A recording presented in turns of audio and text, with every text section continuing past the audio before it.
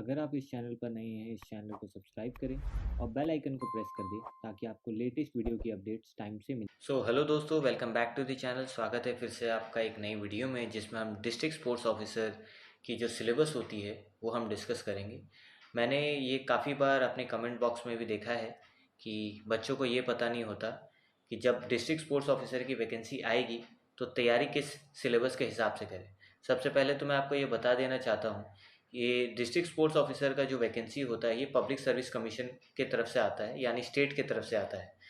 तो syllabus almost सबका same ही रहता है और आपको पढ़ाई भी उसी तरह से करना है, चाहे वो किसी भी स्टेट का हो। हम इस वीडियो में जो डिस्कशन करने वाले हैं आसाम पब्लिक सर्विस कमीशन की तरफ से होगा, जो उनके तरफ से जारी किया गया था सिलेबस। और ये रिक्रूटमेंट, उसमें क्या क्या टॉपिक्स एक बच्चे को कवर करना चाहिए जिससे वो एक अच्छा एग्ज़ाम अपीयर कर सकते हैं डिस्ट्रिक्ट स्पोर्ट्स ऑफिसर के लिए। तो चलिए देखते हैं सिलेबस में क्या था। वैसे तो ये नोटिफिकेशन जो है काफ़ी पुराना है, ये 2021 का नोटिफिकेशन है, लेकिन ऐसा नहीं है कि सिलेबस बदल जाता है, सिलेबस सब में ऑलमोस्ट सेम ही रहता है। तो अगर हम बात करें सिलेबस का, तो यहाँ पे आप देख पाएंगे असम में जो स्पोर्ट्स ऑफिसर का जो रिक्रूटमेंट हुआ था और उसमें जो एग्ज़ाम हुआ था जनरल स्टडीज़ का, वो 200 मार्क्स का था। टाइम 2 आवर्स दिया गया था। तो यहाँ पे आप देख सकते हैं सारा syllabus. Topic wise indigenous games and sports of Assam, यानी आप ये अंदाज़ा लगा सकते हैं, आप जिस भी स्टेट का पीसीएस दे रहे हैं डिस्ट्रिक्ट स्पोर्ट्स ऑफिसर के लिए, उस स्टेट का आपको गेम्स एंड स्पोर्ट्स का पूरा नॉलेज होना चाहिए। वहाँ कौन सा गेम्स खेला जाता है, इंडिजीनियस गेम्स क्या क्या हैं, उसके हिस्ट्री से रिलेटेड क्वेश्चन। तो अगर मैं बात करूँ स्पोर्ट्स नेशनल एंड इंटरनेशनल का, तो आप इसको ये इम्प्रूव कर सकते हैं अपनी न्यूज़पेपर और करंट अफेयर्स को कवर करके। और जो बेसिक नॉलेज होता है स्पोर्ट्स में, चाहे वो national international rules and regulations, वो आपको पता होने चाहिए।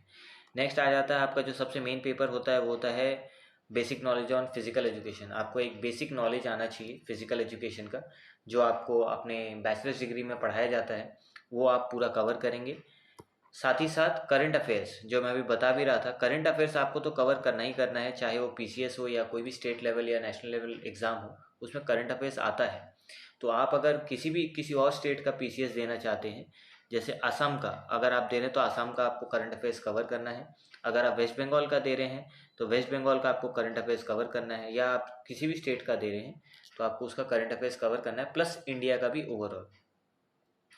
देन नेक्स्ट अगर बात करें तो यहाँ पे Indian polity and constitution of India, क्योंकि आप पीसीएस का एग्ज़ाम दे रहे हैं तो ये जो टॉपिक है ये तो कॉमन रहेगा ही। इंडियन पॉलिटी और कॉन्स्टिट्यूशन ऑफ इंडिया के बारे में आपको नॉलेज होना चाहिए। आप चाहे तो कोई भी बुक ले सकते हैं, स्टडी आईक्यू का बुक जो होता है काफ़ी अच्छा होता है, जिसमें जनरल अवेयरनेस पूरा कवर किया जाता है, और इंडियन पॉलिटी का उसमें बहुत अच्छा पार्ट है। या फिर आप इंडियन पॉलिटी का जो बुक आता है लक्ष्मीकांत का, वो भी आप रेफर कर सकते हैं, जिसमें ये सारे टॉपिक्स कवर कर दिए जाएंगे। Then economy of India and Assam, क्योंकि ये नोटिफिकेशन आसाम की तरफ से आया है तो वहाँ का आपको इकोनॉमी पता होना चाहिए। इंडिया का तो कॉमन है, आप किसी भी स्टेट से दें, इंडिया का तो आपको जानना होगा ही। प्लस आप जिस स्टेट से अपीयर हो रहे हैं पीसीएस का एग्जाम डिस्ट्रिक्ट स्पोर्ट्स ऑफिसर के लिए, उस स्टेट का भी आपको नॉलेज होना चाहिए। देन वैसे ही आसाम का ये नोटिफिकेशन है तो आसाम का हिस्ट्री आपको पता होना चाहिए, और इंडियन हिस्ट्री तो आपको पता होना ही चाहिए, चाहे वो मॉडर्न हो, मिडेवल हो या फिर एंशियंट हो। आपको वो सारा हिस्ट्री कवर करना पड़ेगा, और नेशनल मूवमेंट जो भी हुए थे वो आपको कवर करना होगा। तो अगर आप जनरल मेंटल एबिलिटी कवर कर लेते हैं, यानी आप रीजनिंग वाला पार्ट कवर कर लेते हैं, तो आपको बहुत आसानी होगा इस एग्ज़ाम में स्कोर करने के लिए। तो क्योंकि इसमें ओवरऑल मार्क्स जो है वो 200 का है, तो आप जितना अच्छा स्कोर करेंगे उतना आपका सिलेक्शन के चांसेस बढ़ जाएंगे। डीएसओ का जो पोस्ट होता है ये गैजेटेड पोस्ट होता है, तो आपको अच्छा खासा सिलेबस यहाँ कवर करना पड़ेगा, तभी जाके आप ये एग्ज़ाम्स को क्लियर कर पाएंगे।